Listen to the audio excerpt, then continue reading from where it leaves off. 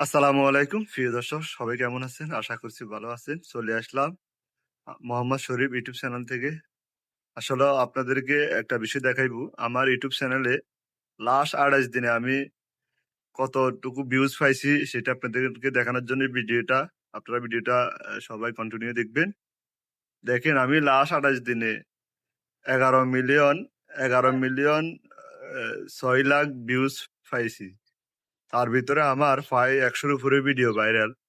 আমার একটা ভিডিও আপনার ৯ মিলিয়ন হয়েছে। আরেকটা ভিডিও আপনার ৮ মিলিয়ন ৭ লাখের মতন হয়েছে। তার মধ্যে ৩ মিলিয়ন আছে, ১.৫ মিলিয়ন আছে, ৫ লাখ, ৮ লাখ।